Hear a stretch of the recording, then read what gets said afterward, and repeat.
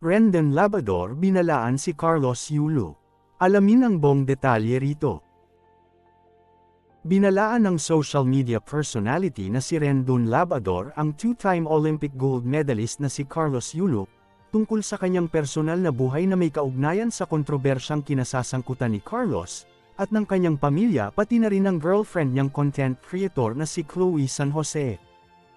Nagbigay ng komento si Rendon sa isang social media post kung saan mababasa ang patuloy na pangdededma ng Pinoy champ sa kanyang mga magulang at kapatid.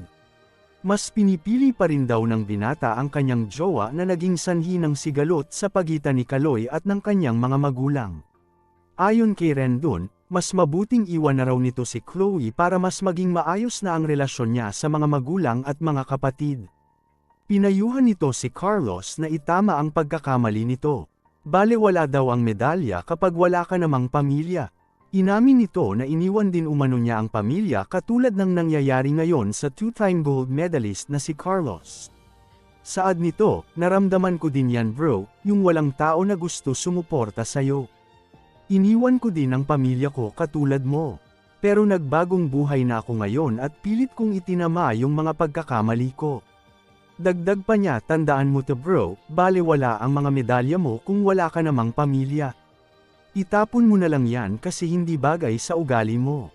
May oras ka pa para iwanan ang babaeng sisira sa buhay mo at bumalik sa babaeng nagbigay ng buhay sa'yo, ang nanay mo. Aniya pa, payong kuya lang yan, magbago ka na hanggang may pagkakataon pa. Ni-repost din niya ang isang artikulo mula sa isang Facebook account kung saan mababasa ang matapang at diretsahang payo niya kay Carlos. Sabi niya sa caption, "Maliit ka na nga, mayabang ka pa. Dapat humble lang bro. Si Rendon Labrador nga nagbago na, ikaw pa kaya? Habang hindi pa huli ang lahat bro. Payong kuya lang ito." Inulan ng komento mula sa mga netizen ang naging pahayag ni Rendon hinggil kay Kaloy. Narito ang ilan sa mga komento. Yes, true, sa pagkakataong ito magaling ka sa part na may pagmamahal sa magulang big yes, very good. May point dito si Kuya Rendon Labrador, hindi kasi sa lahat ng panahon nasa itaas tayo kasi yung kasikatan ay nalalaos din. Mas mainam talaga na maging humble pa din tayo no matter what ang ating narating. Tama yan Boss Rendon Labrador, ganda ng payo mo, tamang-tama ang sinabi at agree kami, respeto sayo. Yang babaeng yun parang nakikinabang lang kung ano meron kay Carlos pero pag naubos na siya iiwanan lang niya yan. Pero ang nanay niya kahit nagka-issue man sila hindi siya iiwan neto kahit gaano pa kalaki ang issue nila. Hanggang ngayon ay hindi pa rin matapos-tapos ang kontrobersya dahil sa patuloy na pang-iisnab nito sa kanyang pamilya.